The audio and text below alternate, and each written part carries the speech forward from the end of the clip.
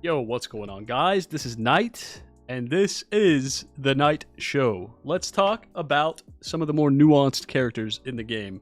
I think we need to have a discussion. I think I speak for every gacha player when I say that character variety is extremely valued and very important for these types of games. Without these characters, I'd still be talking to the voices in my walls.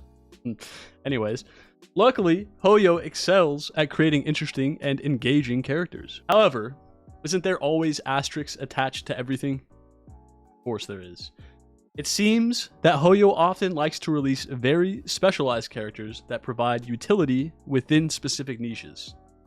These characters are like Yunjin, who specifically buffs normal attacks, or Ororon, who buffs the electro charge reaction. Or even characters that I refer to as dolphin bait that enable one elemental type like Faruzan. One of my favorite aspects of gacha games is team building. I love thinking of that perfect character to slot into my team comp to make it feel fun and to enable the highest threshold of damage I can achieve. This aspect reminds me of when I played competitive Pokemon and I'd cook up some diverse teams focused around achieving a specific goal. Total annihilation. I'm kidding, but there is some merit there. There are certainly times where my creativity feels bottlenecked by these specialized characters' limitations. Now, don't get me wrong, it is nice to have certain niches expanded on, but isn't it counterintuitive to then lock those units into linear compositions? Question mark. I believe that Genshin would benefit by sticking to the KISS philosophy. Keep it simple, stupid. Instead of forcing these characters to use only their niche, why not simply add an if blank then blank cause? If all units are Pyro and Electro, then this damage is increased. This should be an additional stipulation on top of these characters' other Ascension talents instead of forcing them into their kit. Now, we don't need to give these characters anything extra. We should simply add these as a third talent in order to keep a character functional without having the limitation. So, we could then take a character like Chevreuse and use her as a healer/attack buffer instead of solely as an overload enabler. I think it is in almost all cases a better idea not to limit creativity in a sandbox-esque game with dynamic team building features. Another option is to create units like Xinyan that look to implement different mechanics but do not limit your freedom.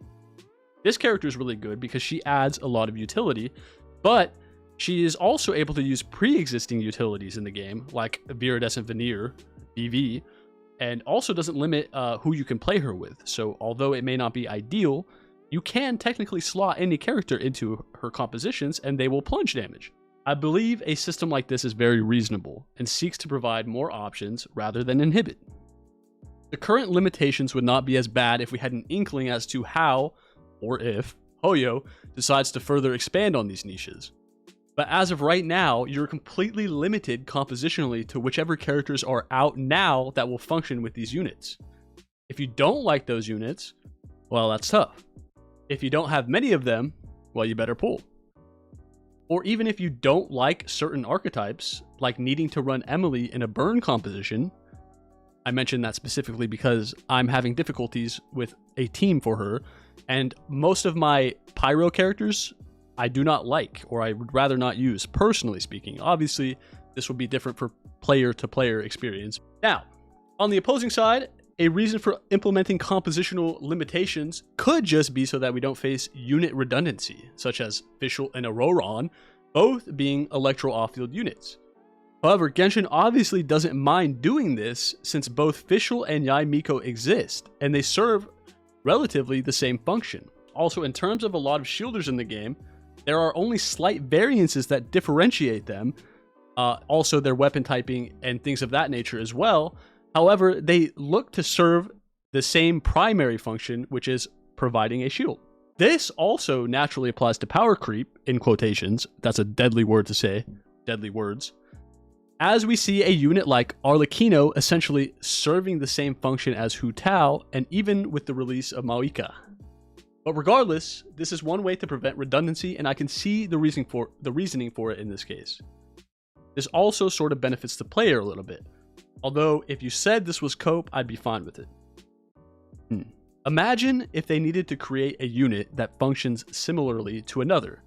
If this unit didn't have a specific niche it was fulfilling, then there would be no incentive for the player to pull that unit. The only way for Hoyo to make that unit appealing in this case would to one-to-one power creep the kit of the earlier unit, and that would not make a lot of people very happy, I imagine. That would be a very deadly concoction for Hoyo to be whipping up in the kitchen. So, I suppose the point of all of this is that I hope we continue to expand on quirky aspects of team building without further bottlenecking creativity through artificial limitations. Everyone plays the game for different reasons, and there are certainly some of us who just truly love putting together new teams comprised of the characters we enjoy the most. Regardless though, let me know what your opinion is of this. Do you like having specialized units? What teams has this added to your rotations? Which bagel is better, plain or everything? Thanks for listening to my rant. I'll catch you on the next one. Peace out.